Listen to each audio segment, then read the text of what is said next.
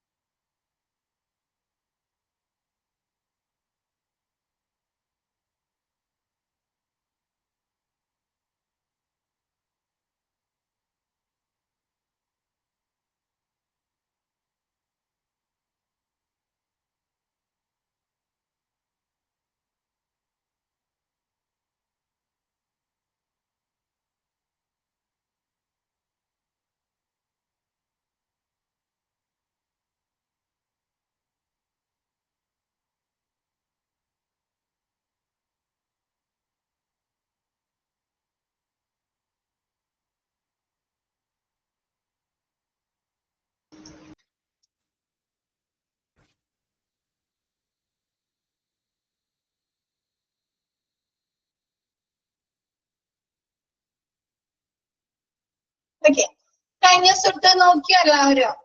Miss എടുത്ത് നോക്കിയിരുന്നോ? Clear ആണോ? Doubts വല്ലതുണ്ടോ?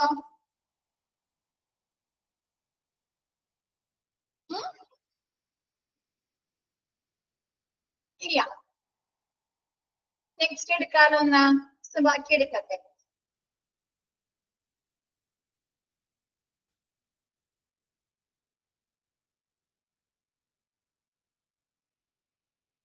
JCA വരെയല്ലേ പറഞ്ഞത്? അക്രഡിറ്റേഷൻ ബോഡീസ് വരെയാണല്ലേ പറഞ്ഞത്?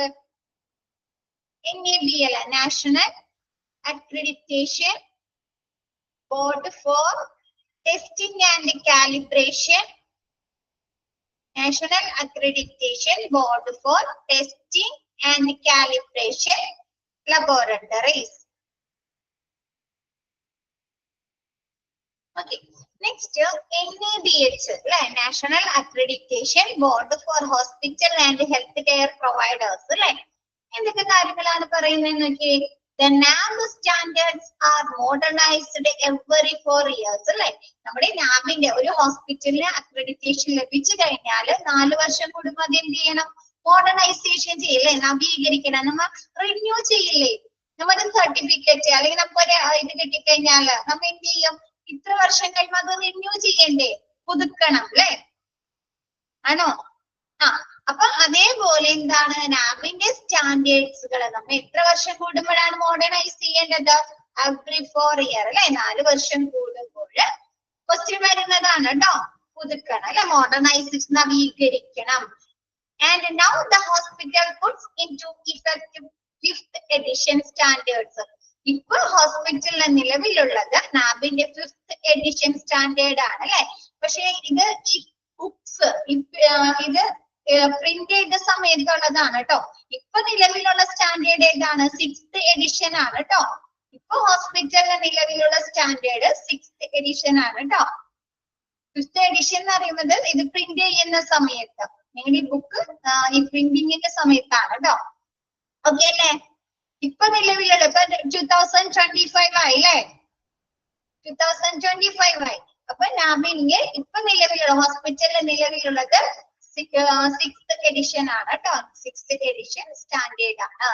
NAB standard focus on patient safety and quality of the delivery services by the hospital in a changing healthcare environment. അല്ലേ, നമുക്കറിയാം ഹോസ്പിറ്റലിലെ environment changes വരുന്നുണ്ട് അല്ലെ. നമ്മ ക്ലാസിഫിക്കേഷൻ ഓഫ് ഹോസ്പിറ്റലിൽ പഠിച്ചു.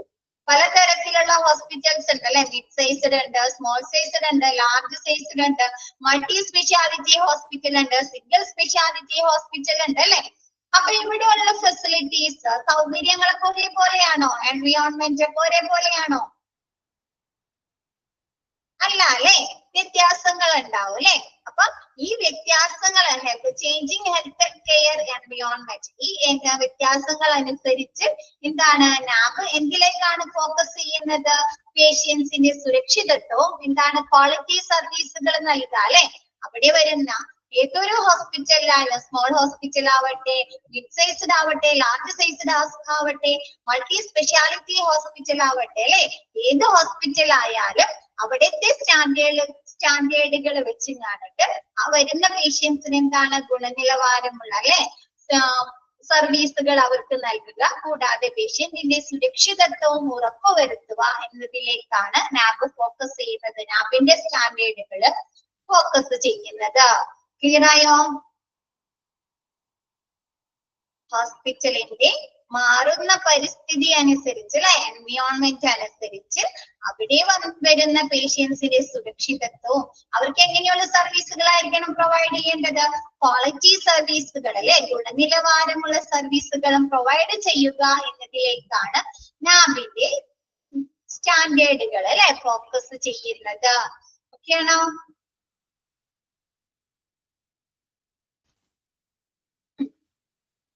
Next, NAB is given by an autonomous body established by the Government of India known as QCI. QCI എന്ന് പറയുന്നത് Quality Council of India. which is standard making board in India. ഇന്ത്യയിലെ standard making ബോർഡായ നമ്മ പറയാറുണ്ട് ISO അംഗീകാരം ലഭിച്ചു എന്ന് പറയാറുണ്ട് അല്ലെ. കേട്ടിട്ടില്ല? ISO അംഗീകാരം സ്റ്റാൻഡർഡൈസേഷൻ ചെയ്യുന്നതാണ് അല്ലെ. അപ്പൊ അതേപോലെ ഇന്ത്യയിലെ സ്റ്റാൻഡേർഡ് മേക്കിംഗ് ബോർഡായ QCI ക്വാളിറ്റി കൗൺസിൽ ഓഫ് ഇന്ത്യയുടെ അണ്ടറിൽ വരുന്ന ഒരു സ്വയം ഭരണ സ്ഥാപനമാണ് NAB.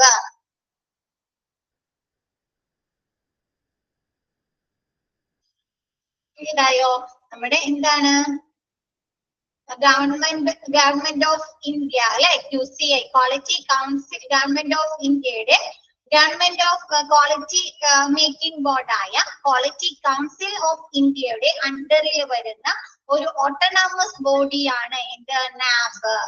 ക്ലിയർ ആണോ? ആ ക്വസ്റ്റ്യൻ വരാം. QCI ചോദിക്കാട്ടോ. QCI stands for NAB ഏതിന്റെ അണ്ടറിൽ വരുന്നതാണ്? ഏത് ക്വാളിറ്റി കൗൺസിൽ ഏത് എന്താണ് സ്റ്റാൻഡേർഡ് മേക്കിംഗ് ബോർഡിന്റെ അണ്ടറിൽ വരുന്നതാണ് NAB. അവിടെ നിന്ന് 2 ക്വസ്റ്റ്യൻ ഉണ്ട് കേട്ടോ, അടയാളപ്പെടുത്താം. ക്ലിയർ ആണോ? ഓക്കെ. നെക്സ്റ്റ് NAB മെയിൻലി നമ്മ പറഞ്ഞു NAB എന്താണ് ഓരോ ഹോസ്പിറ്റലിന്റെയും എൻവിയോൺമെന്റ് അല്ലെ, മാറുന്ന എൻവിയോൺമെന്റ് അനുസരിച്ചാണെന്ന് പറഞ്ഞു അല്ലെ.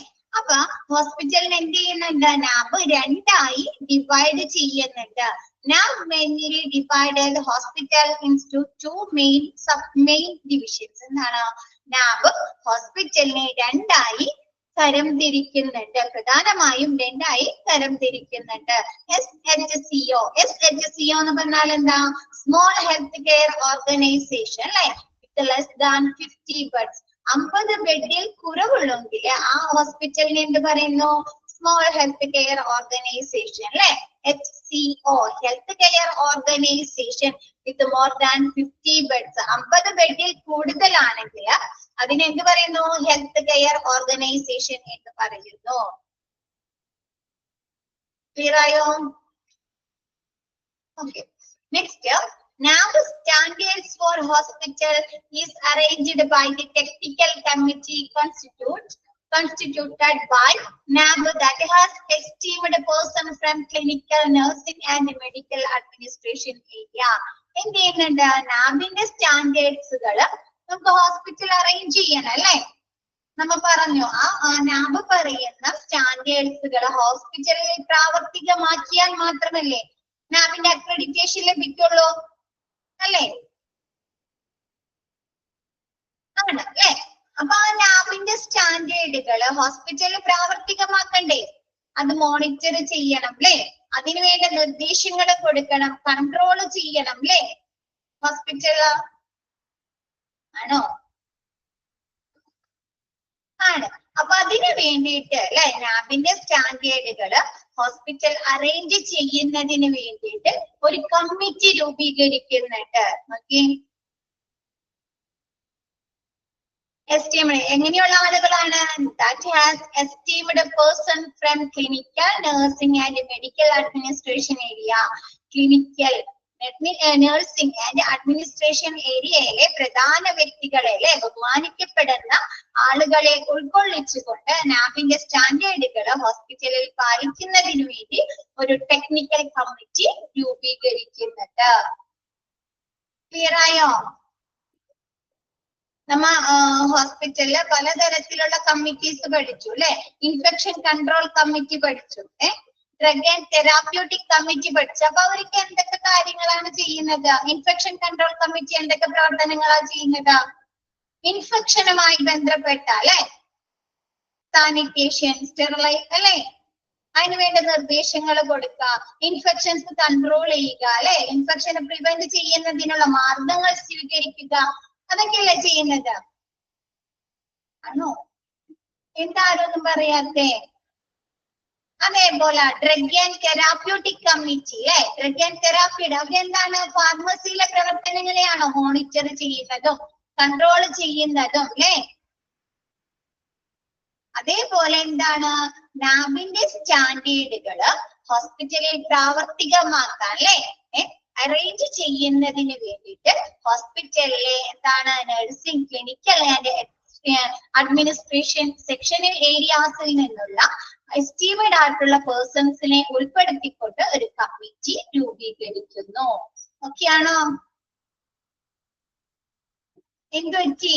ആർക്കും ഒരു ഷാറില്ലല്ലോ, ആരും ഒരു റിപ്ലൈ ഇല്ലല്ലോ ഒന്ന്. എന്താണ്? ക്ലിയർ അല്ലേ? മിസ് പറയുന്നത് ഓക്കെ അല്ലേ?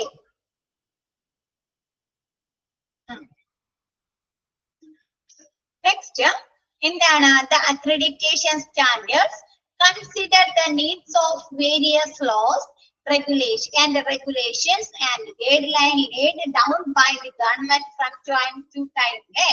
എന്താണ്? നമ്മുടെ ഗവൺമെന്റ് കാലാകാലങ്ങളിലായിട്ട് നിലനിർത്തുന്ന എന്തിനൊക്കെ അടിസ്ഥാനമാക്കിയിട്ടായിരിക്കും? ലോസ് അല്ലെ, നിയമങ്ങളെയും നിയന്ത്രണങ്ങളെയും എന്താണ് മാർഗനിർദ്ദേശങ്ങളെയും അടിസ്ഥാനമാക്കിയിട്ടാണ് ഈ നാബിന്റെ അക്രഡിറ്റേഷൻ കൺസിഡർ ചെയ്യുന്നത് അല്ലെ, പരിഗണിക്കുന്നത്. നമ്മൾ എന്തൊരു കാര്യം ചെയ്യണമെങ്കിൽ അല്ലെ, ഇപ്പൊ നമ്മുടെ ഒരു വീട് നിർമ്മിക്കണമെങ്കിൽ മുതൽ എന്താണ് ഒരുപാട് റൂൾസ് ആൻഡ് റെഗുലേഷൻസ് ഉണ്ട് അല്ലെ. റോഡ് സൈഡിൽ നിന്ന് ഇത്ര മാറിയിട്ടായിരിക്കണം അല്ലെ. അതേപോലെ എന്താണ് നാബിന്റെ സ്റ്റാൻഡേർഡ്സുകൾ എന്തിനെയാണ് പരിഗണിക്കുന്നത്? നമുക്കറിയാം ഗവൺമെന്റിന്റെ ലോസും റെഗുലേഷൻസും എല്ലാ സമയത്തും ഒരേപോലെയാണോ? ചേഞ്ചസ് വരുന്നുണ്ട് അല്ലെ, ചേഞ്ചസ് വരുന്നില്ലേ? അപ്പൊ ഗവൺമെന്റിന്റെ ആ റൂൾസ് ആൻഡ് റെഗുലേഷൻസ് അല്ലെ, ലോസുകളും നിയമങ്ങളും നിയന്ത്രണങ്ങളും ഗൈഡ് ലൈൻസിന്റെയും അടിസ്ഥാനമാക്കിയിട്ടാണ് എന്ത് നാബിന്റെ സ്റ്റാൻഡേർഡുകൾ പരിഗണിക്കുന്നത്. ക്ലിയർ ആയോ?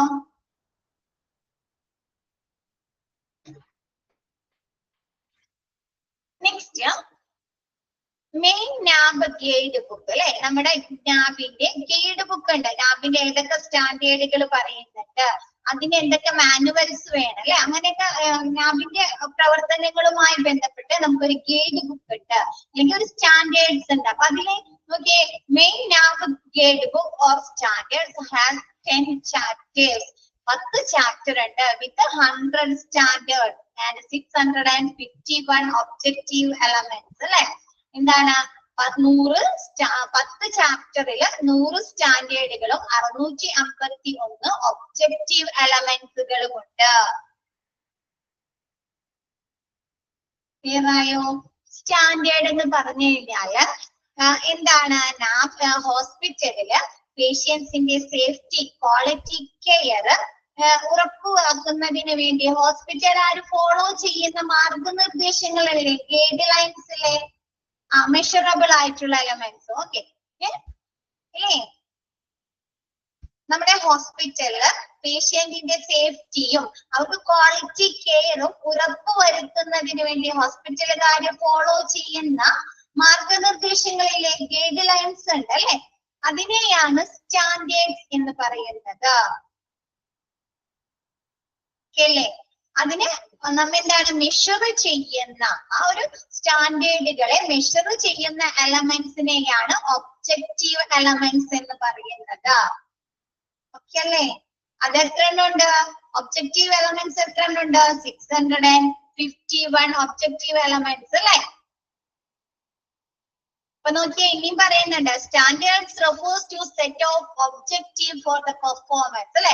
അവിടെ ആ പെർഫോമൻസിന്റെ ഒബ്ജക്റ്റീവ് ലക്ഷ്യങ്ങളെയാണ് നമ്മ എന്ത് പറയുന്നത്? സ്റ്റാൻഡേർഡ്. ഇപ്പൊ മിസ് പറഞ്ഞില്ലേ, സ്റ്റാൻഡേർഡ് എന്ന് പറഞ്ഞാല് പേഷ്യന്റിന്റെ സേഫ്റ്റിയും ക്വാളിറ്റി കെയറും കൊടുക്കുന്നതിന് വേണ്ടി ഹോസ്പിറ്റലുകാരെ ഫോളോ ചെയ്യുന്ന അല്ലെ ഗൈഡ് ലൈൻസ്, മാർഗനിർദ്ദേശങ്ങളെയാണ്, മാനദണ്ഡങ്ങളെയൊക്കെയാണ് സ്റ്റാൻഡേർഡ്സ് എന്ന് പറയുന്നത്. Elements comes under each standards and are used to observe the performance. Elements എന്ന് പറഞ്ഞാൽ എന്താ? ഓരോ സ്റ്റാൻഡേർഡുകൾക്കും അടിയിൽ വരുന്നതാണ് അല്ലെ, അണ്ടറിൽ വരുന്നതാണ്. ഇതെന്താണ്? ആ സ്റ്റാൻഡേർഡുകളെ എത്രത്തോളം നല്ല രീതിയിൽ അവർ പെർഫോം ചെയ്തിട്ടുണ്ട് എന്ന് ഒബ്സർവ് ചെയ്യുന്നതിന് വേണ്ടിയിട്ടാണ് അല്ലെ, അളക്കുന്നതിന് വേണ്ടിയുള്ള ഒരു മെഷറബിൾ എലമെന്റ്സ് ആണ് അല്ലെ. ഇപ്പൊ നമുക്ക് ഒരു ഹോസ്പിറ്റലിലെ ഓപ്പറേഷൻ തിയേറ്റേഴ്സിലെ പ്രവർത്തനങ്ങൾ അളക്കണം. അവിടെ എത്രത്തോളം കറക്റ്റ് രീതിയിൽ അവിടുത്തെ ഓപ്പറേഷൻ പ്രൊസീജിയേഴ്സ്, ഓപ്പറേഷൻസിന്റെ പ്രവർത്തനങ്ങൾ നടക്കുന്നുണ്ട്. അതിൽ നമുക്ക് പല കാര്യങ്ങളും നോക്കേണ്ടി വരും അല്ലെ. അനസ്തീഷ്യ കറക്റ്റ് രീതിയിൽ കൊടുക്കുന്നുണ്ടോ അല്ലെ. അപ്പൊ ഫസ്റ്റ് അതിലെ സ്റ്റാൻഡേർഡ് എന്ന് പറയുന്നത് എന്തായിരിക്കും? സ്റ്റാൻഡേർഡ് എന്താണ്? ഓപ്പറേഷൻ തിയേറ്റേഴ്സിലെ പ്രവർത്തനങ്ങൾ, പെർഫോമൻസ് അല്ലെ ആണോ?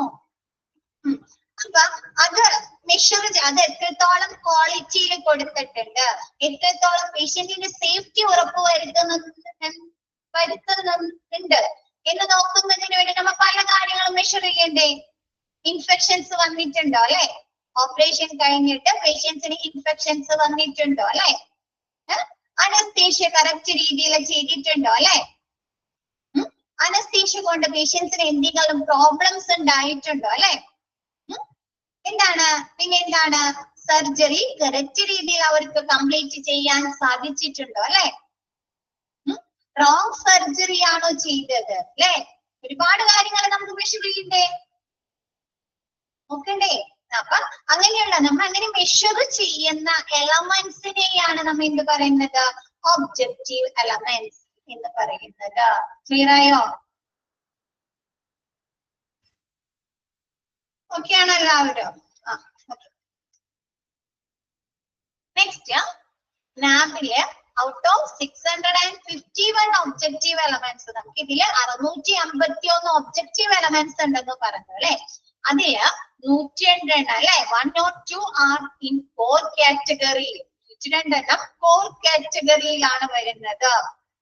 എന്ന് വെച്ചാല് which are necessarily judged during each assessment. ഓരോ അസസ്മെന്റിന്റെ സമയത്ത്, ഓരോ മൂല്യനിർണയം നടത്തുമ്പോഴും നമ്മൾ വിലയിരുത്തേണ്ട എലമെന്റ്സിനെയാണ് എന്ത് പറയുന്നത്?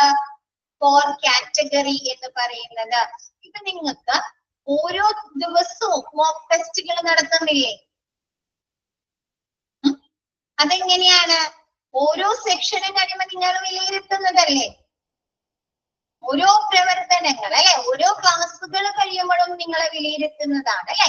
അങ്ങനെ ഓരോ മൂല്യനിർണയ സമയത്തും കണ്ടിന്യൂസ് ആയിട്ടാണ് അല്ലെ വിലയിരുത്തുന്നത്. അങ്ങനെ ഓരോ മൂല്യനിർണയ സമയത്തും വിലയിരുത്തേണ്ട പ്രവർത്തനങ്ങളെയാണ് എന്ത് പറയുന്നത്? 4 കാറ്റഗറി എന്ന് പറയുന്നത്. ക്ലിയർ ആയോ? ഓക്കെ ആണ് എല്ലാവർക്കും? നെക്സ്റ്റ് പറയുന്നത് 459 are in commitment category, which will be judged during final assessment. എന്തെയും? ലാസ്റ്റ് ഒരു എക്സാം ഉണ്ടല്ലോ നിങ്ങൾക്ക്, ലാസ്റ്റ് അല്ലേ? അപ്പൊ ആ ഒരു ഫൈനൽ അസസ്മെന്റ്, ലാസ്റ്റത്തെ ഫൈനൽ അസസ്മെന്റിന്റെ സമയത്ത് വിലയിരുത്തേണ്ട, നമ്മൾ അസസ് ചെയ്യേണ്ട എലമെന്റ്സിനെയാണ് എന്ത് പറയുന്നത്? കമ്മിറ്റ്മെന്റ് കാറ്റഗറി എന്ന് പറയുന്നത്. അന്തിമ മൂല്യനിർണയ സമയത്ത് വിലയിരുത്തേണ്ട ഘടകങ്ങളെയാണ് കമ്മിറ്റ്മെന്റ് കാറ്റഗറി എന്ന് പറയുന്നത്. ക്ലിയർ ആയോ? ഓക്കെ. നെക്സ്റ്റ് പറയുന്നത് 60 are in achievement category. 60 എണ്ണം അതിൽ എന്താണ്? അച്ചീവ്മെന്റ് കാറ്റഗറിയിലാണ് ഉൾപ്പെടുന്നത്. which will be estimated during surveillance assessment. എന്ത് ചെയ്യും? നമ്മൾ നിരീക്ഷണങ്ങൾ നടത്തും അല്ലെ, ഒബ്സർവേഷൻ നടത്തുമല്ലോ ഓരോ പ്രവർത്തനങ്ങൾ കഴിയുമ്പോഴും. കറക്റ്റ് രീതിയിൽ അല്ലെ, കറക്റ്റ് രീതിയിൽ നമുക്ക് ചെയ്യാൻ സാധിച്ചിട്ടുണ്ടോ അല്ലെ, അത് 100% സക്സസ് ആണോ അല്ലെ എന്നുള്ളൊരു ഒബ്സർവേഷൻ നടത്തുമല്ലോ, മോണിറ്ററിങ് നടത്തില്ലേ. അങ്ങനെ നിരീക്ഷണ സമയത്ത് വിലയിരുത്തേണ്ട എലമെന്റ്സിനെയാണ് നമ്മൾ എന്ത് പറയുന്നത്? അച്ചീവ്മെന്റ് കാറ്റഗറിയിൽ ഉൾപ്പെടുത്തുന്നത്. ഓക്കെ ആണോ?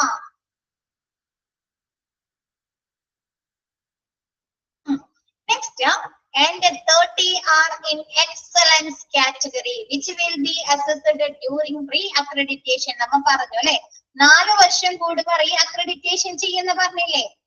രണ്ടാമത് അവരെന്ത് ചെയ്യും? അക്രഡിറ്റേഷൻ പുതുക്കണം അല്ലെ, നവീകരിക്കണം. ആ ഒരു റീഅക്രഡിറ്റേഷൻ സമയത്ത് വിലയിരുത്തുന്ന എലമെന്റ്സിനെയാണ് എന്ത് പറയുന്നത്? എക്സലൻസ് കാറ്റഗറി എന്ന് പറയുന്നത്. ാണോ? നമ്മ ഫസ്റ്റ് തുടങ്ങിയപ്പോ തന്നെ പറഞ്ഞു അല്ലെ, അക്രഡിറ്റേഷൻ പ്രോസസ് എന്ന് പറയുന്നത് കണ്ടിന്യൂസ് പ്രോസസ് ആണ് അല്ലെ.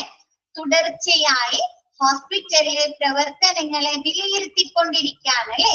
എന്നിട്ട് എന്ത് ചെയ്യുന്നുണ്ട്, എന്തെങ്കിലും പിറ്റ് ഫോൾസുകൾ ഉണ്ടെങ്കിൽ അല്ലെ, പഴുതുകളോ പോരായ്മകളോ ഉണ്ടെങ്കിൽ അവരെന്ത് ചെയ്യുന്നുണ്ട്, നികത്തുന്നുണ്ട് അല്ലെ, അവരെ ചേഞ്ചസ് വരുത്തുന്നുണ്ട് അല്ലെ.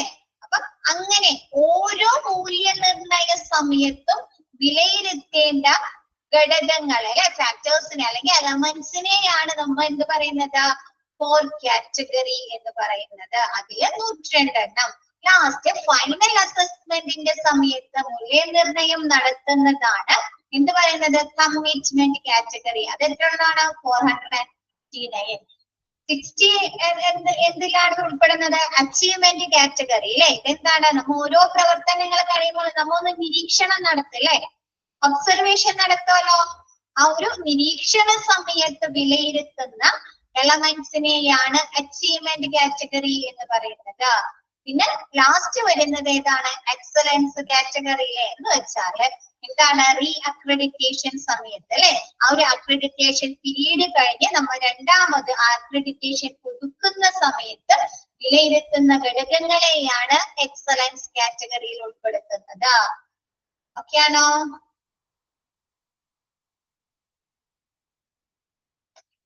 ബാക്കി എല്ലാവരും ഓക്കെയാണ്? ഈ നാബിന്റെ സ്റ്റാൻഡേർഡുകൾ മിസ് പറഞ്ഞല്ലോ, 4 വർഷം കൂടുമ്പോഴാണ് പുതുക്കുന്നതെന്ന്. 3 വർഷം കഴിയുമ്പോൾ ഇതിന് വേണ്ട ആ ഒരു പ്രോസസ്സുകൾ ഷെഡ്യൂൾ ചെയ്യാം, ടൈം ഷെഡ്യൂൾ ചെയ്യാം, അങ്ങനെയുള്ള കാര്യങ്ങളൊക്കെ ഷെഡ്യൂൾ ചെയ്യും. പക്ഷെ ആ ഒരു അക്രഡിറ്റേഷൻ പൂർത്തിയാകുന്നതിന് ഒരു 10 മാസം മുതൽ 12 മാസം വരെ ടൈം എടുക്കും. അപ്പൊ നാബിന്റെ സ്റ്റാൻഡേർഡുകൾ എത്ര വർഷം വരെ ഒരു ഹോസ്പിറ്റലിൽ ഉണ്ടാവും, 4 വർഷം വരെയാണ് ഒരു ഹോസ്പിറ്റലിൽ നിലവിലുണ്ടാകുന്നത് കേട്ടോ. മിസ് എനിക്ക് അറിയാൻ വേണ്ടി പറഞ്ഞതാണ് കേട്ടോ മിസ്. ഓക്കെ അല്ലേ, ഇതിലുള്ളത് ഓക്കെ അല്ലേ? Next നാബ് standard. ഇപ്പൊ നേരത്തെ നമ്മൾ പറഞ്ഞു അല്ലെ, നാബിന്റെ സ്റ്റാൻഡേർഡുകള് 10 ചാപ്റ്റേഴ്സ് ഉണ്ട്, 100 സ്റ്റാൻഡേർഡുകൾ ഉണ്ട് എന്നല്ലേ. അതില് 10 സ്റ്റാൻഡേർഡുകളെ കുറിച്ച് നിങ്ങൾക്ക് പറയുന്നുണ്ട് കേട്ടോ. നാബ് സ്റ്റാൻഡേർഡ്സുകൾ അല്ലെ, അതിലെന്താണ്, പേഷ്യന്റ് സെന്റേർഡ് സ്റ്റാൻഡേർഡുകൾ ഉണ്ട് അല്ലെ, രോഗി കേന്ദ്രീകൃതമായിട്ടുള്ള സ്റ്റാൻഡേർഡുകൾ ഉണ്ട്, പിന്നെന്താണ്, ഓർഗനൈസേഷൻ സെന്റേർഡ് സ്റ്റാൻഡേർഡുകൾ ഉണ്ട് അല്ലെ. ഒരു പേഷ്യന്റ് സെന്റേർഡ് സ്റ്റാൻഡേർഡുകളിൽ എന്തൊക്കെയായിരിക്കും ഉൾപ്പെടുന്നത്, രോഗി കേന്ദ്രീകൃതമായിട്ടുള്ള സ്റ്റാൻഡേർഡുകളിൽ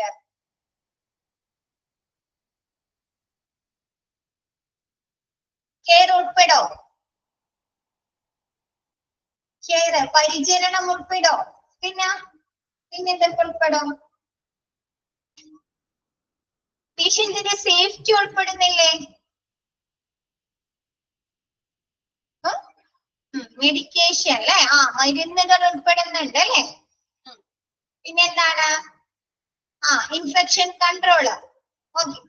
റൈറ്റ്സ് അല്ലെ, പേഷ്യന്റിന്റെ അവകാശങ്ങൾ. നമ്മൾ ഹോസ്പിറ്റലിൽ ചെല്ലുമ്പോൾ നമുക്ക് റൈറ്റ് ട്രീറ്റ്മെന്റ് കിട്ടാം അല്ലെ, ക്വാളിറ്റി ഉള്ള പരിചരണങ്ങൾ ലഭിക്കാം അല്ലെ, നല്ല എക്സ്പീരിയൻസ്ഡ് ആയിട്ടുള്ള SS അല്ലെ.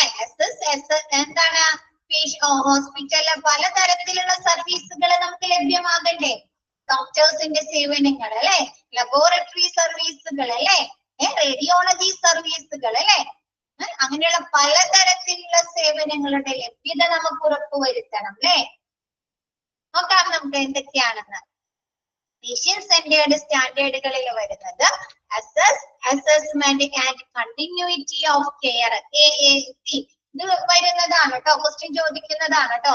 AAC സ്റ്റാൻഡ്സ് ഫോർ അല്ലെങ്കിൽ MOM സ്റ്റാൻഡ്സ് ഫോർ എന്നൊക്കെ പറഞ്ഞ ക്വസ്റ്റ്യൻ വരുന്നതാണ് കേട്ടോ, നല്ലോണം നോക്കി വെക്കാം കേട്ടോ. എന്താണ്, ഹോസ്പിറ്റലിന് അസസ് എന്ന് പറയുന്നത് ലഭ്യത. എന്തൊക്കെ കാര്യങ്ങളാണ് നമുക്ക് ലഭിക്കുന്നത് ഹോസ്പിറ്റലിൽ നിന്ന്, എന്തൊക്കെ കാര്യങ്ങൾ നമുക്ക് ലഭിക്കണം, ലഭ്യത ഉണ്ടാവണം ഹോസ്പിറ്റലിൽ നിന്ന്. നല്ല ഡോക്ടേഴ്സിന്റെ സേവനങ്ങൾ ലഭിക്കണം അല്ലെ, ബെറ്റർ ട്രീറ്റ്മെന്റ് ലഭിക്കണം, ലാബുകളുടെ സർവീസ് വേണം അല്ലെ, കെയർ വേണം, പിന്നെന്താണ്, ഡയാലിസിസ് സർവീസുകൾ വേണമെങ്കിൽ അത് ലഭിക്കണം അല്ലെ. മെഡിസിനുകള് ഫാർമസിയുടെ സേവനങ്ങൾ ലഭിക്കണം അല്ലെ. അങ്ങനെ എന്താണ് നല്ല രീതിയിലുള്ള പേഷ്യന്റ് ആക്യുറേറ്റ് റിസൾട്ട് അല്ലെ. ഓക്കെ, എന്താണ് പേഷ്യൻസിന്റെ എന്താണ് സുരക്ഷിതത്വം ഉറപ്പുവരുത്തിക്കൊണ്ട് അല്ലെ എന്താണ് ഹോസ്പിറ്റലിൽ നിന്ന് നല്ല സർവീസുകൾ പേഷ്യൻസിന് പ്രൊവൈഡ് ചെയ്യുക. പിന്നെ എന്താണ് നമുക്ക് തരുന്ന സർവീസുകള് വിലയിരുത്തണ്ടേ, കണ്ടിന്യൂസ് ആയിട്ട് അസസ്മെന്റ് ചെയ്യണം അല്ലെ. എന്തെങ്കിലും പോരായ്മകളുണ്ടോ അല്ലെ, ക്വാളിറ്റിയുടെ അഭാവങ്ങളുണ്ടോ അല്ലെ. അപ്പൊ assessment and continuity of care, നമുക്ക് കിട്ടുന്ന സർവീസുകള് നമ്മൾ തന്നെ ഒരു അസസ്മെന്റ് നടത്താറില്ലേ. ആ ഹോസ്പിറ്റലിൽ നിന്ന് തിരിച്ചു പോകുന്ന സമയത്ത് നമ്മൾ തന്നെ ഒരു അസസ്മെന്റ് നടത്താറില്ലേ. ഉണ്ടോ? ഡോക്ടർ എങ്ങനെ ഉണ്ടായിരുന്നു അല്ലെ, നല്ല ഡോക്ടർ ആണോ അല്ലെ. അപ്പൊ അങ്ങനെയുള്ള ഒരു assessment and continuity of care, നമുക്ക് കിട്ടുന്ന സേവനങ്ങള് നമുക്ക് ഇപ്പൊ ഹോസ്പിറ്റലിൽ നമ്മൾ എൻട്രൻസിൽ കയറി കഴിഞ്ഞ് ലാസ്റ്റ് നമ്മൾ മെഡിക്കേഷൻ കളക്ട് ചെയ്യുന്നതിന് വരെയുള്ള ആ ഒരു പ്രൊസീജിയേഴ്സിന് ഒരു കണ്ടിന്യൂറ്റി വേണ്ടേ, തുടർച്ച വേണ്ടേ. തോന്നിയ പോലെയാണോ നടക്കുന്നത്? എന്താണ് ഒരു കണ്ടിന്യൂറ്റി വേണം അല്ലെ. അപ്പൊ എന്താണ് പേഷ്യൻസിന് കിട്ടുന്ന കെയറിൽ കണ്ടിന്യൂറ്റി വേണ്ട. നമുക്ക് റിസപ്ഷനിൽ ചെന്ന് അഡ്മിഷൻ എടുക്കാണ്ട് നേരെ ഹോസ്പിറ്റലിൽ ചെന്ന് അഡ്മിഷൻ എടുക്കാൻ പറ്റോ? ഡോക്ടർ റൂമിൽ പോയി ഡോക്ടർ കൺസൾട്ട് ചെയ്യാൻ പറ്റോ?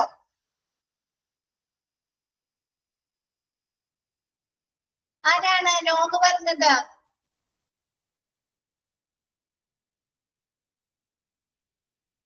ഓക്കെ ആണോ? മനസ്സിലായോ? ഹോസ്പിറ്റലിൽ നിന്ന് നമുക്ക് ലഭിക്കുന്ന പരിചരണത്തിൽ എന്ത് വേണം? ഒരു കണ്ടിന്യൂറ്റി, തുടർച്ച വേണം അല്ലെ. അപ്പൊ അങ്ങനെയുള്ള ഒരു കണ്ടിന്യൂറ്റി ഓഫ് കെയർ പേഷ്യൻസിന് ലഭിക്കണം. നെക്സ്റ്റ് എന്താണ്? കെയർ ഓഫ് പേഷ്യൻസ് അല്ലേ, നല്ല ഗുണനിലവാരമുള്ള പരിചരണം അല്ലെ, കെയർ പേഷ്യൻസിന് ലഭിക്കാം. അതൊക്കെ പേഷ്യൻസ് കേന്ദ്രീകൃതമായ സ്റ്റാൻഡേർഡുകൾ അല്ലേ. അവിടേക്ക് ആരെയാണ് കൂടുതൽ ഇമ്പോർട്ടൻസ് കൊടുക്കുന്നത്? ആർക്കാണ്? പേഷ്യൻസിനല്ലേ. രണ്ടാമത് മാനേജ്മെന്റ് ഓഫ് മെഡിക്കേഷൻസ് അല്ലെ, MOM. എന്താണ്? പേഷ്യൻസിന് കൊടുക്കുന്ന മെഡിക്കേഷൻസ് എങ്ങനെയായിരിക്കണം? റൈറ്റ് മെഡിക്കേഷൻസ് അല്ലെ, റൈറ്റ് ടൈമില് റൈറ്റ് ഡോസില് പേഷ്യൻസിന് പ്രൊവൈഡ് ചെയ്യാം അല്ലെ, റൈറ്റ് ക്വാളിറ്റിയിൽ അല്ലെ. അപ്പൊ പിന്നെ എറേഴ്സ് സംഭവിക്കാൻ പാടുണ്ടോ? തെറ്റുകൾ സംഭവിക്കാൻ പാടില്ല അല്ലെ. അപ്പൊ എന്താണ്? മാനേജ്മെന്റ് ഓഫ് മെഡിക്കേഷൻ, ശരിയായ രീതിയിലുള്ള ഒരു മാനേജ്മെന്റ്, മെഡിക്കേഷൻ മാനേജ്മെന്റ് ഉണ്ടായിരിക്കണം. നെക്സ്റ്റ് പറയുന്നത് പേഷ്യന്റ് റൈറ്റ്സ് ആൻഡ് എഡ്യൂക്കേഷൻ അല്ലെ, പേഷ്യൻസിന്റെ അവകാശങ്ങൾ, അവരുടെ എഡ്യൂക്കേഷനും പ്രൊവൈഡ് ചെയ്യണ്ടേ, അവർക്ക് കൊടുക്കണ്ടേ.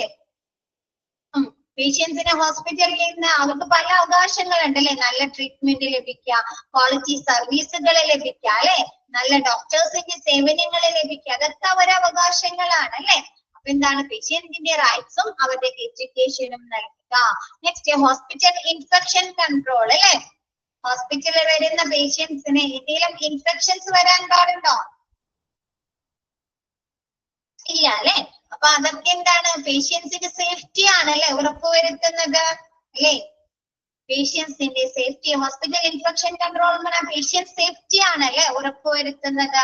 അപ്പൊ അങ്ങനെയുള്ള 5 സ്റ്റാൻഡേർഡുകൾ, പേഷ്യന്റ് സെന്റേർഡ് സ്റ്റാൻഡേർഡുകളാണ് പഠിക്കാനുള്ളത്. നെക്സ്റ്റ് വരുന്നത് ഓർഗനൈസേഷൻ സെന്റേർഡ് സ്റ്റാൻഡേർഡ്സ്. ആ ഒരു ഓർഗനൈസേഷൻ കേന്ദ്രീകൃതമായിട്ടുള്ള സ്റ്റാൻഡേർഡുകൾ ഏതൊക്കെയാണ്?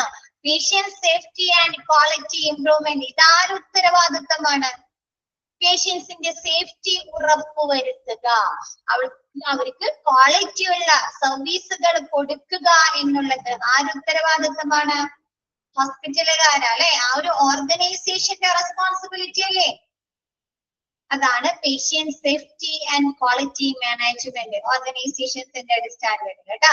നെക്സ്റ്റ് റെസ്പോൺസിബിലിറ്റി ഓഫ് മാനേജ്മെന്റ് അല്ലെ, ROM. എന്താണ്? നമ്മുടെ മാനേജ്മെന്റിന്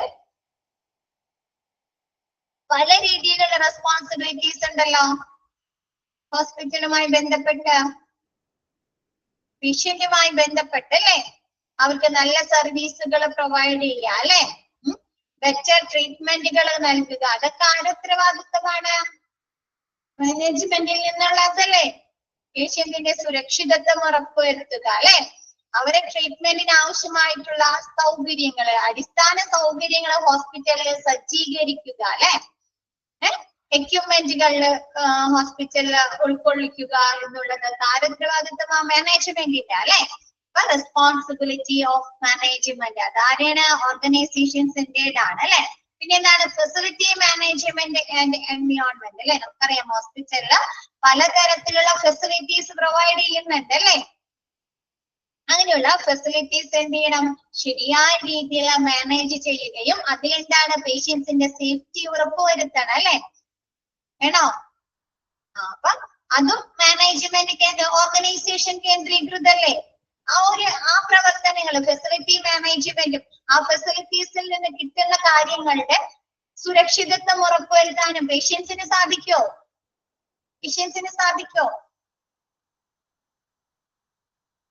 ഇല്ലല്ലോ. അതൊക്കെ ചെയ്യേണ്ടത് ആരാ? ഓർഗനൈസേഷൻ തന്നെയാണ് അല്ലെ? ആ കാര്യങ്ങളൊക്കെ ശ്രദ്ധിക്കേണ്ടത് അപ്പൊ ഓർഗനൈസേഷൻസിന്റെ സ്റ്റാൻഡേർഡിൽ വരുന്നതാണ്. നെക്സ്റ്റ് എന്താണ്? ഹ്യൂമൻ റിസോഴ്സ് മാനേജ്മെന്റ് അല്ലെ? HRM. ഇന്നൊരു ചാപ്റ്റർ തന്നെ പഠിച്ചിട്ടുണ്ട് HRM അല്ലെ? അതിൽ ഒരുപാട് കാര്യങ്ങൾ പറയുന്നുണ്ട് അല്ലെ? ഓർഗനൈസേഷൻ അവിടുത്തെ സ്റ്റാഫുകളിൽ ചെയ്യേണ്ട കാര്യങ്ങളൊക്കെ അല്ലെ? എന്താണ് ഹാരോൺ? ആ ചാപ്റ്റർ ടഫ് ആണോ?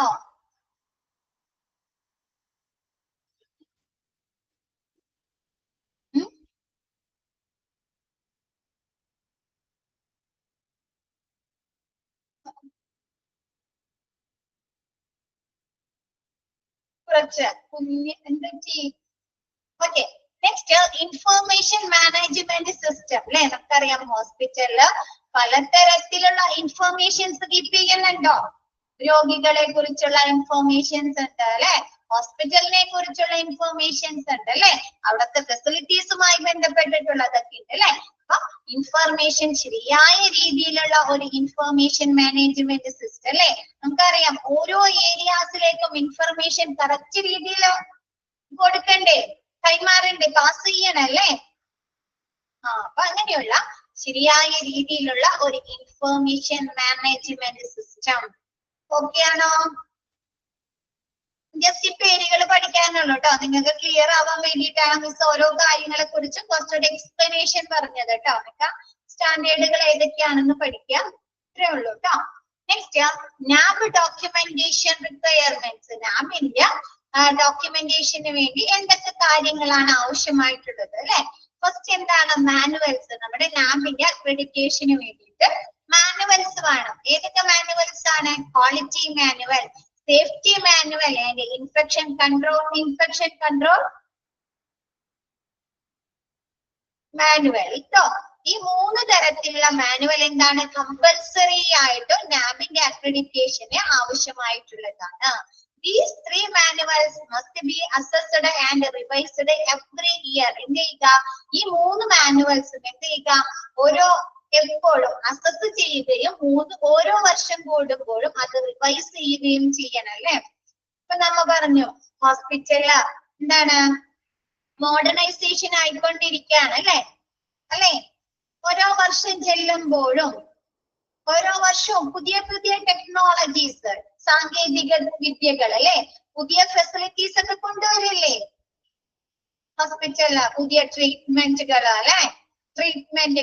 അപ്പൊ അതിനൊക്കെ എന്താണ്? ആ കാര്യങ്ങളൊക്കെ ഉൾക്കൊള്ളിക്കണ്ടേ നമ്മുടെ ഈ സേഫ്റ്റി മാനുവലില്, ക്വാളിറ്റി മാനുവലില്, ഇൻഫെക്ഷൻ കൺട്രോൾ മാനുവൽ അല്ലെ? അതിനുവേണ്ടി എന്തൊക്കെ കാര്യങ്ങൾ ചെയ്യാൻ സാധിക്കുമെന്ന് നമ്മൾ ഉൾക്കൊള്ളിക്കണ്ടേ മാനുവൽസില്? മാനുവൽസ് എന്ന് പറഞ്ഞാൽ എന്താ? ആ പ്രവർത്തനങ്ങളുമായി ബന്ധപ്പെട്ട ഇൻസ്ട്രക്ഷൻസ്, ഇൻഫോർമേഷൻസ് ഒക്കെ അടങ്ങിയിരിക്കുന്ന ഒരു ബുക്ക് പോലെയാണോ? ലഘുഗ്രന്ഥം അല്ലെ? ഇപ്പൊ ക്വാളിറ്റി ആണെങ്കിൽ ഹോസ്പിറ്റലിലെ ക്വാളിറ്റിയുമായി ബന്ധപ്പെട്ട അല്ലെ? ഗുണനിലവാരവുമായി ബന്ധപ്പെട്ട ഇൻസ്ട്രക്ഷൻസ്, ഇൻഫോർമേഷൻസ് ഒക്കെ അടങ്ങിയിരിക്കുന്ന ഒരു ഗൈഡ് അല്ലെ?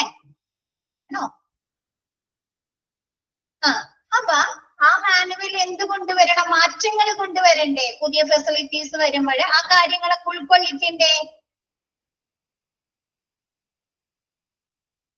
അപ്പൊ എന്ത് ചെയ്യണം?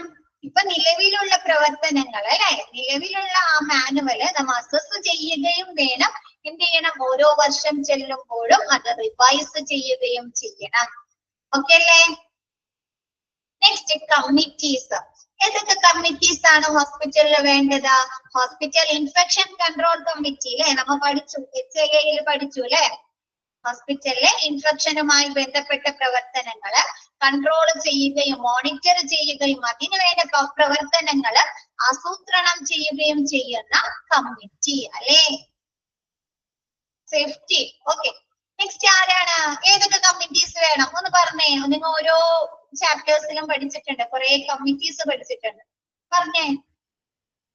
ഇൻഫെക്ഷൻ കൺട്രോൾ കമ്മിറ്റി മിസ് പറഞ്ഞു. നെക്സ്റ്റ് പറഞ്ഞേ. തെറാപ്യൂട്ടിക് കമ്മിറ്റി അല്ലെ, drug and therapeutic, pharmacy and therapeutic committee അല്ലെ, ഫാർമസിയിലെ പ്രവർത്തനങ്ങള് വിലയിരുത്തുന്നതിന് വേണ്ടി. നെക്സ്റ്റ് എന്താണ്? കോഡ് ബ്ലൂ കമ്മിറ്റി അല്ലെ, ആ complaint committee, code blue committee അല്ലെ. എന്താണ്? റെസ്പിറേറ്ററി അറസ്റ്റോ അല്ലെങ്കിൽ എന്താണ് കാർഡിയാക് അറസ്റ്റുമായി ബന്ധപ്പെട്ട് ഹോസ്പിറ്റലിലെ പേഷ്യൻസിനെ കൊണ്ടുവരുമ്പോൾ അല്ലെ, അതിനുവേണ്ട പ്രവർത്തനങ്ങൾ ആസൂത്രണം ചെയ്യുന്നതിന് വേണ്ടിയിട്ടൊക്കെ എന്താണ്? Code blue committee.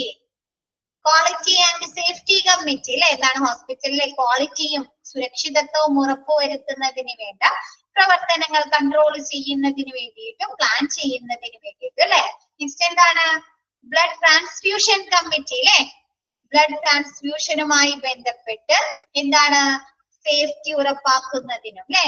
പിന്നെ എന്താണ്? നയങ്ങൾ അല്ലെ, അതിനുവേണ്ട പ്രവർത്തനങ്ങൾ വികസിപ്പിക്കുന്നതിന് വേണ്ടി blood transfusion committee. Medical record review committee അല്ലെ, പഠിച്ചോ? Medical record committee,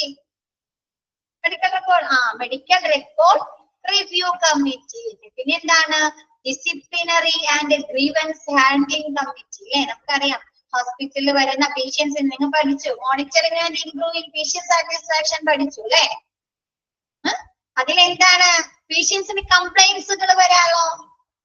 angry patients, മിസ്ഫഡ് patients എന്നൊക്കെ പറഞ്ഞ ഒരുപാട് പഠിച്ചു അല്ലെ. അപ്പോ എന്താണ്? ഹോസ്പിറ്റലിലെ പരാതികൾ, ഗ്രീവൻസ് ഹാൻഡ്ലിംഗ് അല്ലെ, പരാതികള്, പേഷ്യൻസിനുള്ള പരാതികൾ പരിഹരിക്കുന്നതിന് വേണ്ടിയിട്ടും അവിടുത്തെ ഡിസിപ്ലിനറി അല്ലെ, അച്ചടക്കം പരിപാലിക്കുന്നതിനും വേണ്ടിയിട്ടും എന്താണ്? Disciplinary and grievance handling committee. പേഷ്യൻസിന് മാത്രമാണോ പരാതികൾ ഉള്ളത്? സ്റ്റാഫുകൾക്ക് ഉണ്ടാവുമല്ലോ. സ്റ്റാഫുകളുടെ അച്ചടക്കം നോക്കണം അല്ലെ, ഡിസിപ്ലിൻ നോക്കണം അല്ലെ, അവരുടെ ബിഹേവിയർ നോക്കണം അല്ലെ. അപ്പൊ അതുമായി ബന്ധപ്പെട്ട disciplinary and grievance handling committee. Next internal complaints committee. Internal complaint committee ഓർഗനൈസേഷനിൽ മാത്രമല്ല ഓഫീസുകളിലൊക്കെ ഉണ്ട്, ഓഫീസുകളിലൊക്കെ ഉണ്ട്. അറിയോ എന്താണെന്നറിയോ? വർക്ക് സെക്ഷനിലൊക്കെ ഉണ്ടാവാറുണ്ട്. ആർക്കെങ്കിലും അറിയോ? ഇന്റേണൽ കംപ്ലൈന്റ്സ് കമ്മിറ്റി കേട്ടിട്ടുണ്ടോ?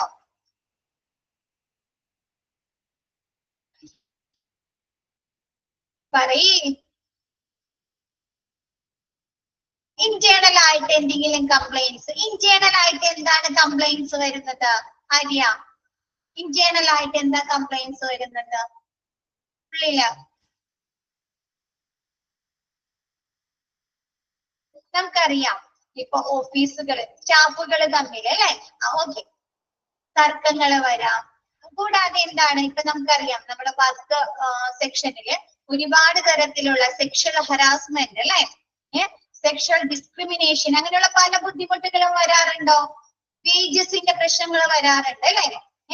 ഫീമെയിലും മെയിലും തമ്മിൽ വേജസിലുള്ള പ്രശ്നങ്ങളൊക്കെ വരാറില്ലേ? അപ്പൊ അങ്ങനെയുള്ള സെക്ഷൽ ഹരാസ്മെന്റ്, സെക്ഷൽ അല്ലെങ്കിൽ എന്തെങ്കിലും തരത്തിലുള്ള ഡിസ്ക്രിമിനേഷനുകളൊക്കെ വരുമ്പോൾ നമുക്ക് കംപ്ലൈന്റ്സുകൾ കൊടുക്കുന്നതിന് വേണ്ടിയിട്ടാണ് ഇന്റേണൽ കംപ്ലൈന്റ്സ് കമ്മിറ്റി. ഓക്കെ ആണോ? അതിപ്പോ ഓർഗനൈസേഷനിൽ മാത്രമാണോ ഉള്ളത്? ഓഫീസുകളിലൊക്കെ ഉണ്ട് അല്ലെ.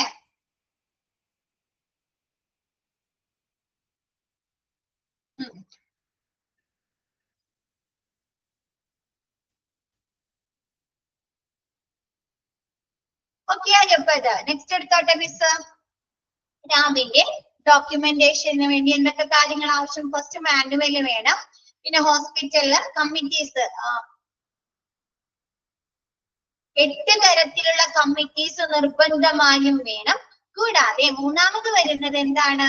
കീ പെർഫോമൻസ് ഇൻഡിക്കേറ്റേഴ്സ് അല്ലെ, 32 നിർബന്ധമായിട്ടുള്ള എന്താണ് കീ പെർഫോമൻസ് ഇൻഡിക്കേറ്റേഴ്സ്, അതായത് ഓരോ സെക്ഷനുമായി ബന്ധപ്പെട്ട കീ പെർഫോമൻസ് ഇൻഡിക്കേറ്റേഴ്സ് അല്ലെ, പ്രധാനപ്പെട്ട പ്രവർത്തനങ്ങള്. ഫസ്റ്റ് നോക്കിയേ, time taken for initial assessment of indoor patients. എന്ത് ചെയ്യാറുണ്ട്? നമ്മൾ ഹോസ്പിറ്റലിൽ ചെല്ലുമ്പോൾ എന്താണ് ഇൻഡോർ പേഷ്യൻസ് അല്ലെങ്കിൽ എന്ത് ചെയ്യാറുണ്ട്? നമുക്കൊരു അസസ്മെന്റ്, ഇനീഷ്യൽ ആയിട്ടുള്ള ഒരു അസസ്മെന്റ് നടത്താറുണ്ടോ ഡോക്ടർ? ഇതിക്ക് മുമ്പ് എന്തെങ്കിലും അസുഖങ്ങൾ വന്നിട്ടുണ്ടോ അല്ലെ? ഒരു ടോക്ക്, കാഷ്വൽ ടോക്ക് പോലെ ചോദിക്കാറുണ്ടോ? കണ്ടിന്യൂസ് ആയിട്ട് എന്തെങ്കിലും മരുന്നുകൾ കഴിക്കുന്നതാണോ അല്ലെ? എന്തെങ്കിലും മരുന്നുകൾക്ക് അലർജീസ് ഉണ്ടോ അല്ലെ? അതൊക്കെ ചോദിച്ചിട്ടില്ലേ നമുക്കൊരു ട്രീറ്റ്മെന്റ് സ്റ്റാർട്ട് ചെയ്യുള്ളൂ. അപ്പൊ ആ ഒരു ഇനീഷ്യൽ അസസ്മെന്റിന് വേണ്ടിയിട്ട്, പ്രാഥമിക വിലയിരുത്തലിന് വേണ്ടിയിട്ട് എത്ര സമയം എടുത്തിട്ടുണ്ട്? ഒരുപാട് ടൈം എടുക്കാൻ പാടുണ്ടോ ഇനീഷ്യൽ അസസ്മെന്റിന്? എടുക്കാൻ പാടുണ്ടോ? ഇല്ല അല്ലെ? രോഗിക്ക് എത്രയും വേഗം പരിചരണം കൊടുക്കണം അല്ലെ? അപ്പൊ ആ ഒരു ഇനീഷ്യൽ അസസ്മെന്റിന് വേണ്ടി എത്ര സമയം എടുത്തു? നെക്സ്റ്റ്,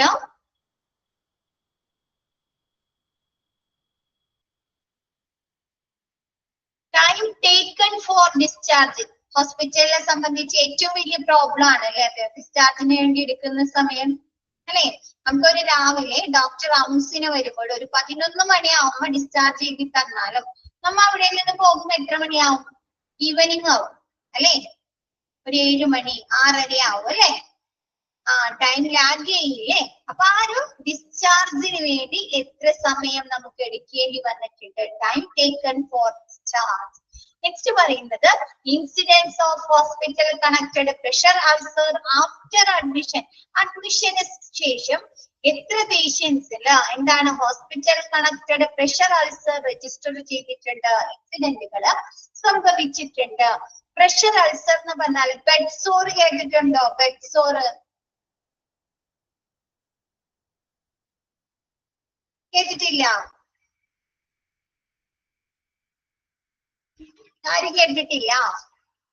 നമ്മൾ കുറച്ച് ദിവസം ബെഡിൽ കിടക്കുമ്പോൾ, തുടർച്ചയായി ബെഡിൽ കിടക്കുമ്പോൾ നമ്മുടെ സ്കിന്നിൽ ഇൻഫെക്ഷൻസ് വരാലോ, മുറിവുകൾ വരാം, പൊട്ടാം അല്ലെ? റെഡ് കളറിൽ വരാം, അല്ലെങ്കിൽ ബേൺ ചെയ്ത് പോളം പോലെ വരാറൊക്കെയുണ്ടല്ലോ. അപ്പൊ എന്താണ് അഡ്മിഷന് ശേഷം എത്ര പേഷ്യന്റില് അങ്ങനെയുള്ള പ്രഷർ അൾസർ രജിസ്റ്റർ ചെയ്തിട്ടുണ്ട്? ക്ലിയർ ആയോ? നെക്സ്റ്റ് വരുന്നത് നമ്പർ ഓഫ്. ഓക്കെ ആണോ എല്ലാവരും? പ്രഷർ അൾസർ ഓക്കെ ആണോ? അവിടെ ശരീരത്തിൽ എന്താണ് ഇങ്ങനെ ചൂട് കുറെ നേരം കിട്ടുമ്പോ അല്ലെ അവിടെ എന്ത് വരും? ചിലപ്പോ ഇങ്ങനെ പോളം പോലെ തടിച്ചു അങ്ങനെ പോളം പോലെ വരും. നമുക്ക് ഈ പൊള്ളിയിട്ടൊക്കെ വരില്ലേ, അതേപോലെ പോളം വരും. ചിലർക്ക് എന്താണ് പൊട്ടും, പുറമൊക്കെ പൊട്ടും. ചിലവർക്ക് ഇൻഫെക്ഷൻസ് റെഡ് കളറിൽ വന്ന് സ്കിന്നൊക്കെ തടിച്ചു പൊന്തും. അപ്പൊ അങ്ങനെയുള്ള ബെഡ് സോറുകൾ, പ്രഷർ അൾസേഴ്സ് എത്ര പേർക്ക് രജിസ്റ്റർ ഇൻസിഡന്റുകൾ സംഭവിച്ചിട്ടുണ്ട്? നെക്സ്റ്റ് പറയുന്നത് റിപ്പോർട്ടിംഗ് number of reporting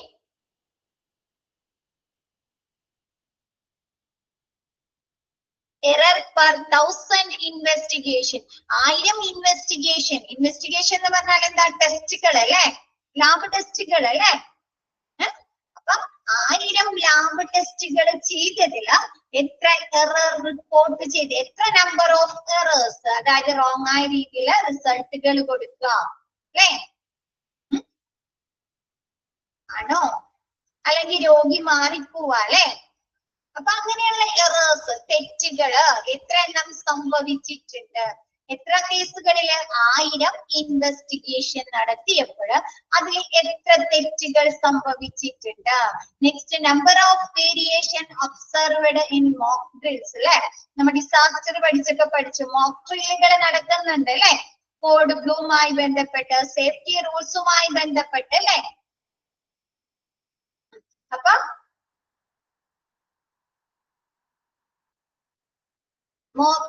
നടന്ന സമയത്തിൽ നിന്ന് എത്ര വേരിയേഷൻസ് നമ്മ ആ സമയത്ത് മോക്ക് ഡ്രിൽ നടന്നതിൽ നിന്ന് ആ സമയത്ത് എത്ര വേരിയേഷൻസ് സംഭവിച്ചിട്ടുണ്ട്? ക്ലിയർ ആയോ? ഇപ്പൊ നമ്മൾ മോക്ക് ഡ്രിൽ ചെയ്യുന്നത് പോലെ ആയിരിക്കില്ല അല്ലെ? ആ ഒരു പെർട്ടിക്കുലർ സിറ്റുവേഷൻ വരുമ്പോഴാ ചിലപ്പോ എന്തെങ്കിലും വ്യത്യാസങ്ങൾ വരാലോ അല്ലേ? അപ്പൊ അങ്ങനെ എത്ര മോക്ക് ഡ്രില്ലുകളില് അത്തരത്തിലുള്ള ചേഞ്ചസ് വേരിയേഷൻസ് സംഭവിച്ചിട്ടുണ്ട്? ക്ലിയർ ആയോ? നെക്സ്റ്റ് പറയുന്നത് percentage of adherence to safety precaution by staff working in diagnosis അല്ലെ? നമുക്കറിയാം സേഫ്റ്റി പ്രിക്കോഷൻസ് നമുക്ക് ഡയഗ്നോസ്റ്റിക്കൽ വർക്ക് ചെയ്യുന്ന രോഗനിർണയം നടത്തുന്ന ആ സ്ഥലത്ത് വർക്ക് ചെയ്യുന്ന സ്റ്റാഫുകൾ എന്ത് ചെയ്യണം? സേഫ്റ്റി പ്രിക്കോഷൻസ് പാലിക്കണം അല്ലെ? PPE കിറ്റുകൾ ധരിക്കുക, മാസ്കുകൾ ധരിക്കുക, ഗ്ലൗസുകൾ ധരിക്കുക, ഹാൻഡ് വാഷിംഗ് ചെയ്യുക അല്ലെ?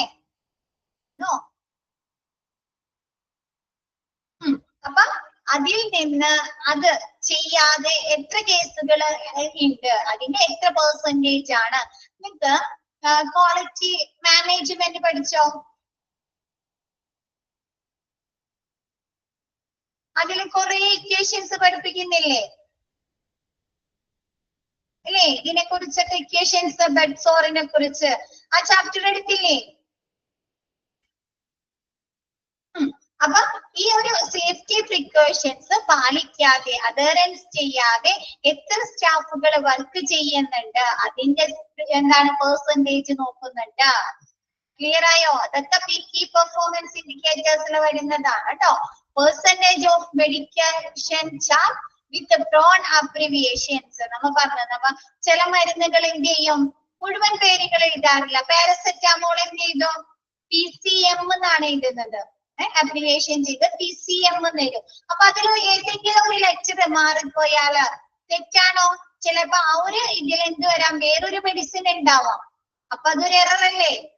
ആ ഒരു അബ്രിവിയേഷൻ യൂസ് ചെയ്യുന്നതിൽ വരുന്ന എറർ അല്ലേ? ഇപ്പൊ PCM എന്നുള്ളടത്ത് എന്താണ്? TCM എന്ന് എഴുതി.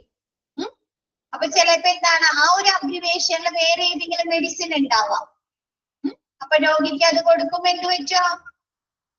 എന്തെങ്കിലും ബുദ്ധിമുട്ടുകൾ വരാലോ, ഹെൽത്ത് ഇഷ്യൂസ് വരാലോ. അപ്പൊ അങ്ങനെ പെർസെന്റേജ് മെഡിക്കേഷൻ ചാർട്ടുകളില് ഈ അബ്രിവേഷനുമായി ബന്ധപ്പെട്ട് എത്ര എറേഴ്സ് സംഭവിച്ചിട്ടുണ്ട് അതിന്റെ പെർസെന്റേജ് നോക്കുന്നു. ക്ലിയർ ആണോ? നെക്സ്റ്റ് എന്താണ്? Percentage of inpatients developing unfavourable drug reaction അല്ലെ? നമുക്കറിയാം നമ്മ ചില മരുന്നുകൾ കഴിക്കുന്നത് കൊണ്ട് നമുക്ക് ഫേവറബിൾ അല്ലാത്ത പല സംഭവങ്ങളും വരാം അല്ലെ? ചിലപ്പോ വൊമിറ്റിംഗ് വരാം, ചിലപ്പോൾ അബ്ഡോമിൻ പെയിൻ വരാം, അല്ലെങ്കിൽ നമുക്ക് തടിച്ചു പൊന്തും അല്ലെ? അല്ലെങ്കിൽ ചൊറിച്ചിൽ അനുഭവപ്പെടും അല്ലെ? അല്ലെങ്കിൽ നമ്മൾ തളർന്നു പോകും, കുഴച്ചില് വരും ഇല്ലേ? ആണോ? അപ്പൊ എന്താണ്? അൺഫേവറബിൾ ഇൻപേഷ്യന്റ് ഡിപ്പാർട്ട്മെന്റില് അൺഫേവറബിൾ ആയിട്ടുള്ള എത്ര ഡ്രഗ് റിയാക്ഷൻസ് സംഭവിച്ചിട്ടുണ്ട് അതിന്റെ പെർസെന്റേജ് നോക്കുന്നു. ഓക്കെ ആണോ? അതുകൊണ്ടാണ് ആ ഒരു ഇതില്ലാതിരിക്കാൻ വേണ്ടിട്ട് ഡോക്ടർ ആദ്യം തന്നെ ചോദിക്കുന്നത് എന്തെങ്കിലും ഡ്രഗ് റിയാക്ഷൻ ഉണ്ടോ, അലർജീസ് ഉണ്ടോ എന്ന് ചോദിക്കാറുണ്ട് അല്ലേ? മിസ്സിന്റെ മദർ ഇൻ ലോക്ക് ഈ പെയിൻ കില്ലേഴ്സ് ഇല്ലേ? പെയിൻ കില്ലേഴ്സ് കഴിക്കുമ്പോ ശരീരത്തിൽ എല്ലാ ഭാഗത്തും ഇങ്ങനെ തടിച്ച് കൊമള പോലെ മുഖത്തൊക്കെ കുത്തി വരും. അതൊരു അലർജിയാണ്. പെയിൻ കില്ലേഴ്സ് ആർക്ക് യൂസ് ചെയ്യാൻ പറ്റില്ല. പലർക്കും പല മെഡിസിൻ, ചിലർക്ക് ആന്റിബയോട്ടിക്സ് കഴിക്കുമ്പോഴായിരിക്കും അങ്ങനെ അലർജീസ് വരുന്നത്. അപ്പൊ അങ്ങനെ ആ ഒരു മെഡിസിൻ കഴിച്ചിട്ട് ഡ്രഗ് റിയാക്ഷൻസ് വരും അല്ലെ? അങ്ങനെ എത്ര കേസുകൾ നമ്മുടെ ഇൻപേഷ്യന്റില് ഡെവലപ്പ് ചെയ്തിട്ടുണ്ട്? ഓക്കെ ആണോ? Next percentage of unplanned return to OT. എന്താണ്? നമുക്ക് പ്രതീക്ഷിക്കാതെ ഓപ്പറേഷൻ തിയേറ്റേഴ്സിൽ ഓപ്പറേഷൻ കഴിഞ്ഞിട്ട് തിരിച്ചു വരില്ലേ? അവർക്ക് എന്തെങ്കിലും ഹെൽത്ത് ഇഷ്യൂസ് വന്നിട്ട് ഓപ്പറേഷൻ ഒക്കെ കഴിഞ്ഞതിന് ശേഷം നമ്മൾ അവരെ പറഞ്ഞയച്ചു. പറഞ്ഞയച്ചതിന് ശേഷം അവർക്ക് എന്തെങ്കിലും ബുദ്ധിമുട്ട്, എന്തെങ്കിലും ചില ഓപ്പറേഷൻ ചെയ്ത സ്ഥലത്ത് പെയിൻ വരാം അല്ലെ? അതല്ലെങ്കിൽ ഇൻഫെക്ഷൻസ് വരാം, അല്ലെങ്കിൽ വേറെ ഏതെങ്കിലും രീതിയിൽ വന്നിട്ട് അവര് തിരിച്ചു വരാമല്ലോ. അങ്ങനെ എത്ര അൺപ്ലാനഡ് റിട്ടേൺ സംഭവിച്ചിട്ടുണ്ട് ഓപ്പറേഷൻ തിയേറ്ററിൽ. എത്ര അൺപ്ലാനഡ്, നമ്മൾ പ്രതീക്ഷിക്കാത്ത അല്ലെ, നമ്മൾ പ്ലാൻ ചെയ്യാത്ത രീതിയിൽ റിട്ടേൺ ചെയ്തിട്ടുണ്ട്. അതിന്റെ പെർസെന്റേജ് നോക്കുന്നുണ്ട്. Percentage of near misses. Near misses എന്ന് പറഞ്ഞാൽ നമ്മൾ പറയാറില്ലേ, തലനാരിഴയ്ക്ക് രക്ഷപ്പെടുക എന്ന് പറയാറില്ലേ,